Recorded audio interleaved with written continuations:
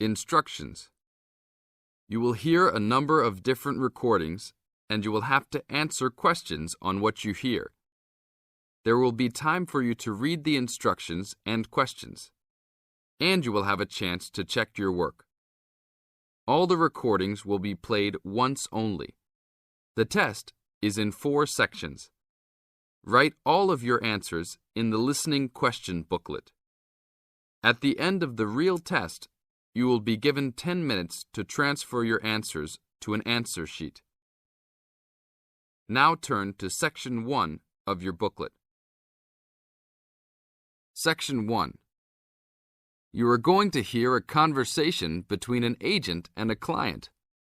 First, you have some time to look at questions 1 to 6.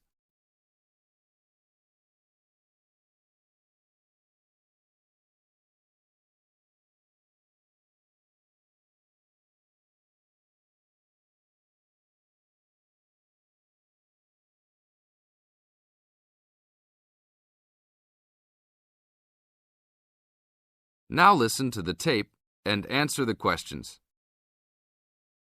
Hello? Hi, good morning. Are you open yet? Yes, we are. Come in. Would you like to rent an apartment in the city? Well, kind of. I'd rather rent one near the harbor if possible. Oh, okay. Do you like the water? Yes, I do, but I actually repair sailboats for a living, so I'd like to be close to work. That's understandable. We all want to live close to work.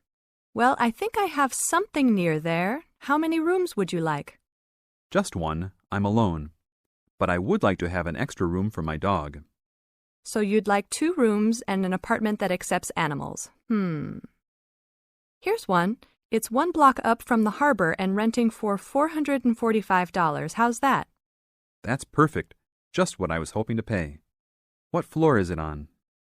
Floor? Oh, it's on the 12th floor. That's too high. I'd like to be on the 1st or 2nd floor so that I don't have to use the elevator. My dog, he's scared of them. Oh, well then, that's a little more complicated. Let me make a few calls. Okay, I think I found a couple more for you. Here's one that might suit your needs. How much? $395 a month. That's cheap. But it's only a 1-bedroom, a large one, but it's still just 1 room. Oh, well, regardless of whether the room is small, I still need a separate room for my dog. What else do you have? Then I have a 2-bedroom for $565 on the 2nd floor that is a little further away from the harbor. How far? About a half mile, and they accept pets. That's a little more than I had planned on paying, but I guess I could look at it. What's the address? 224 Williams Avenue, Harbor Square. 224 Williams Avenue. Got it.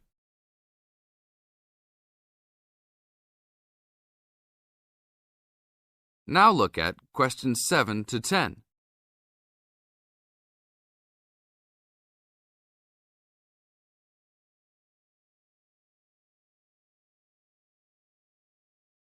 As the talk continues, answer questions 7 to 10. What else is included? Let's see, it has a washer and dryer, refrigerator and stove, a bed, dressers and shelves, and access to a swimming pool, game room, and gym. Ooh, I'll definitely take a look. Hi, how did you like it? It's great. I love the amenities, but the bed and furniture are awfully dirty. Can they replace those before I move in? Sure, that shouldn't be a problem. Anything else? Yeah, I didn't see anywhere to park my car. Is there a parking lot in the basement? Yes, there is. Would you like to rent a space? No, I'd like that to be included in the rent. Oh, well, I'll see what I can do, but I can't guarantee that. Do you want to take it anyhow? If those 2 issues were solved, I would love to take it. This is the end of Section 1. You now have half a minute to check your answers.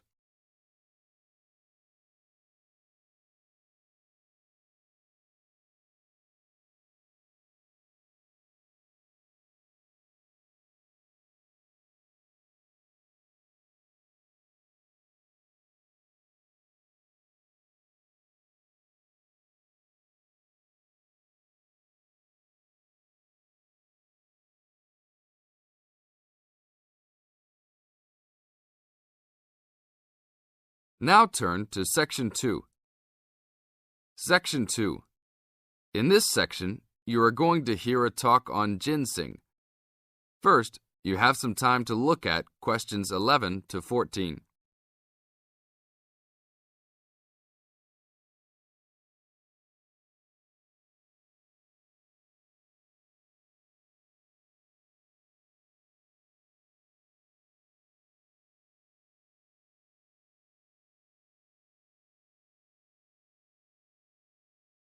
Now listen to the tape and answer the questions.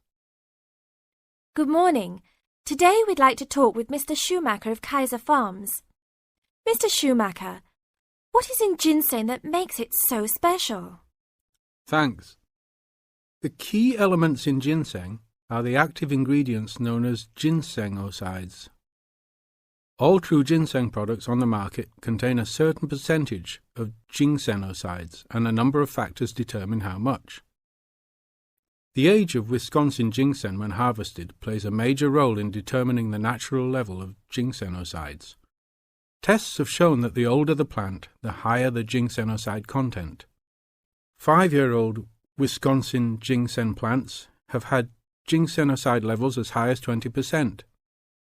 As a family operation, one of our strategies in producing the highest quality product available is to only harvest 4- and 5-year-old roots. The majority of Wisconsin ginseng harvested is 3 years old.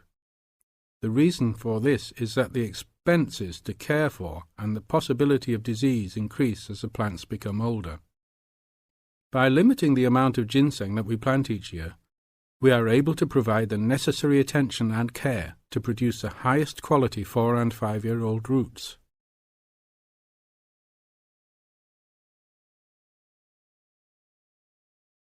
Now look at questions 15 to 20.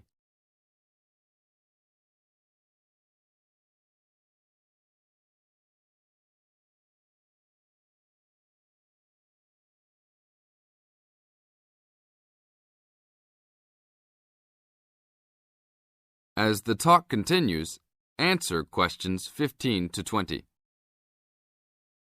What is Wisconsin ginseng used for?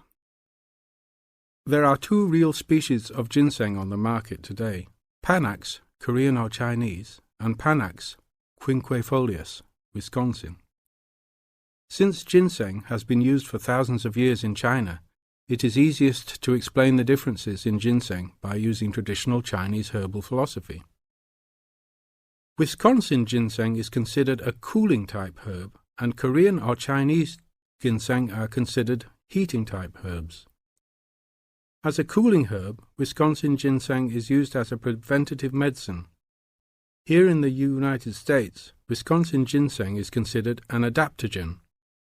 As an adaptogen, Wisconsin ginseng acts to normalize body functions and strengthen the immune system and other systems in the body.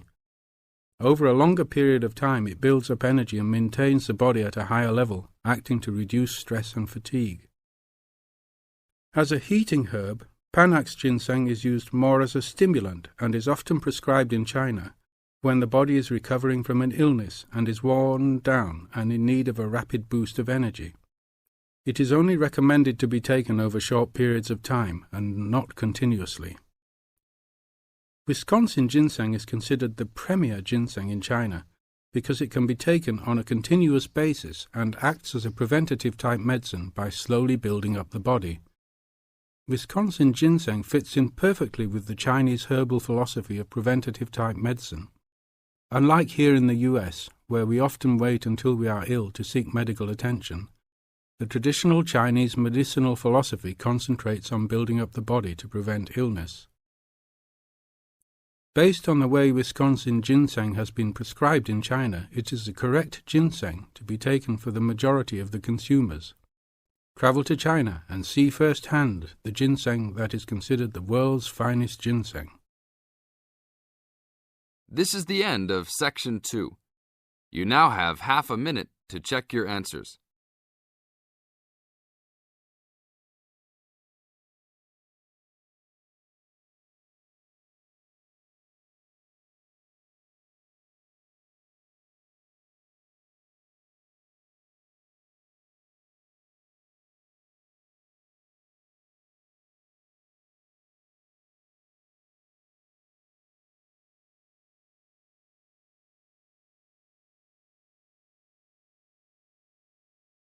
Now turn to Section 3.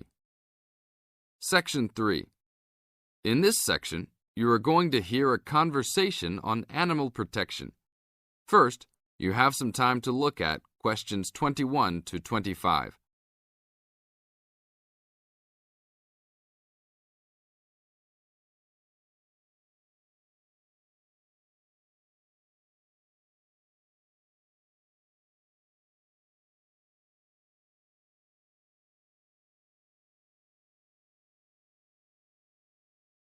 Now listen to the tape and answer the questions. Thanks for joining us today, Mike. How did Baja California become a consideration for a condor release? Our recovery plan for California condors requires us to re-establish the birds in as much as their former range as possible. Baja, being the southernmost recent range for the California condor, works well in that they were only recently lost from the area, mid-1930s, and considerable habitat still remains.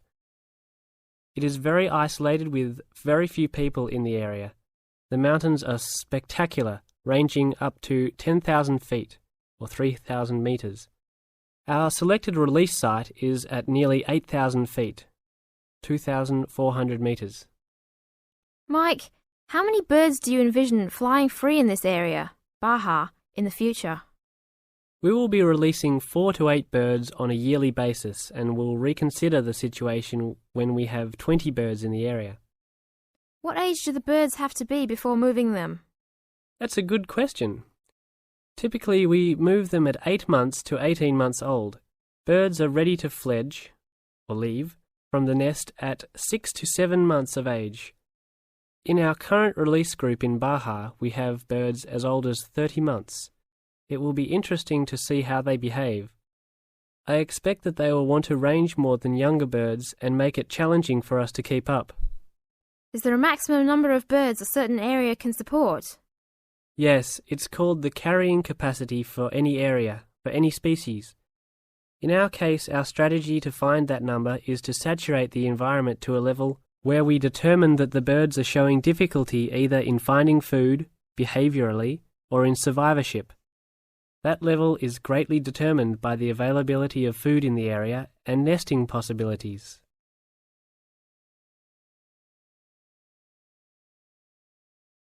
Now look at questions 26 to 30.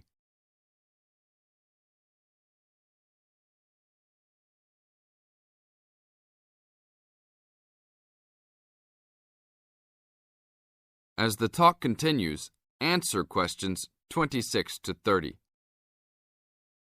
What do you hope to accomplish with this release in the long run? I expect that well within 10 years the condors will be flying north and joining birds already released in Southern California.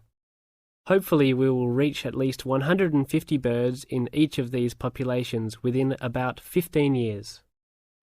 What would you say is the biggest contribution to the California Condor program's success? That would have to be the fact that we were able to breed the birds in captivity from the 27 birds we started with in 1987 to the 205 birds we have today. This is thanks to cooperation between the San Diego Wild Animal Park, the Los Angeles Zoo, and the World Center for Birds of Prey in Boise, Idaho. Are there any problems keeping track of and protecting your released animals outside of the US? Nope. We are using radio transmitters and will be using the new satellite and GPS transmitters as well. Which system is better? Using satellites. The advantages over radio telemetry are numerous. It makes it possible to keep up with the bird's flight without being led miles in a matter of minutes. It took the young condor only a week to migrate across the state, and with just radio telemetry, poor weather can keep a plane grounded, and not all roads are accessible to track them on ground. New technology will allow one to be able to track birds that are not accessible by plane. Also, it is a new way to gauge the effectiveness of reintroduction. How so? If a condor transmitter works properly, researchers will get a location every 10 days for about 2 years. Do you see an end in sight for the need to breed condors in captivity? Yes, that would be great. but it will take a while for us to establish the two wild populations and make sure that they are sustainable. Part of our recovery is to maintain a captive flock of 150 birds in various zoos around the country as a safety net for the future. This is the end of Section 3. You now have half a minute to check your answers.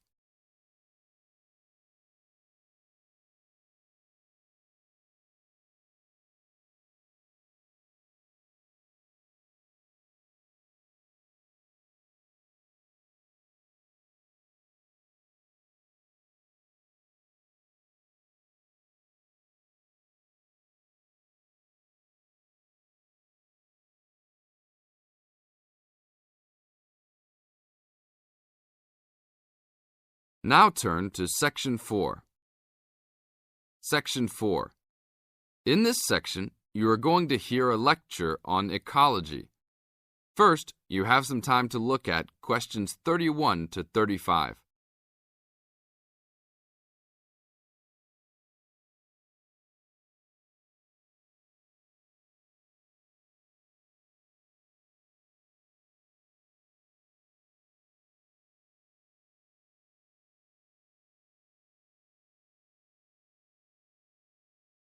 Now listen to the tape and answer the questions.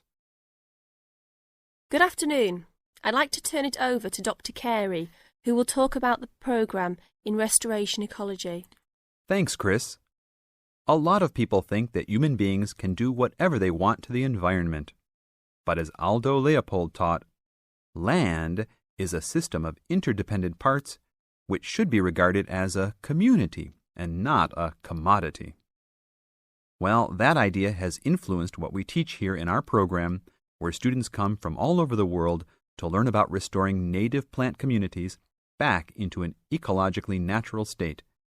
This field is therefore a combination of formal science with practical applications, and that is quite attractive to many people. We have students, for example, from many different nations who come just to take part in this unique program. Our location is also quite unique. We have the world's oldest restored native plant community in Curtis Prairie at the Wisconsin Arboretum. Some say that this is proof that the science of restoration ecology was birthed in Wisconsin. Well, that may be oversimplified, but our reputation is strong. But students don't have to study prairies only. One student, Edmund Mukala from the Congo, came to study restoring ancient wetlands in the Congo using knowledge gained from historic samples of the soil seed bank. Not all the seeds survived, but some can remain dormant for many years. Mr. Mukala wanted to find out what type of community would be most similar to that ancient seed bank. He has recently returned to the Congo and is now cooperating with the government to implement his findings.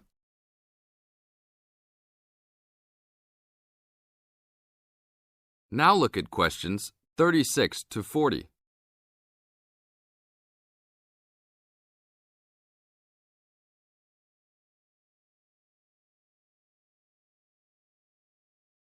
As the talk continues, answer questions 36 to 40.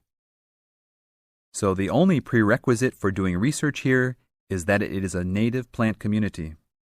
That means not just prairies, but wetlands, woodlands, savannas, and other environments.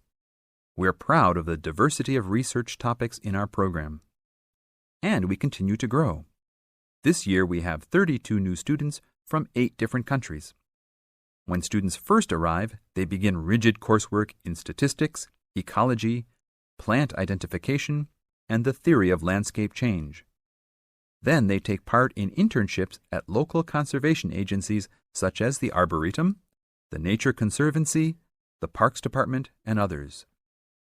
We find internships to be crucial in helping students apply the knowledge they have gained in the classroom. And we're proud to say that, since the beginning, we have graduated 277 students with master degrees from our programs and 122 students with PhDs. Some have gone on to bigger and better things. One graduate is now the director of the Worldwide Fund for Nature in China. Another is the director of Parks Development in California. and others now lead their own research departments in universities around the world. This is the end of Section 4. You now have 30 seconds to check your answers.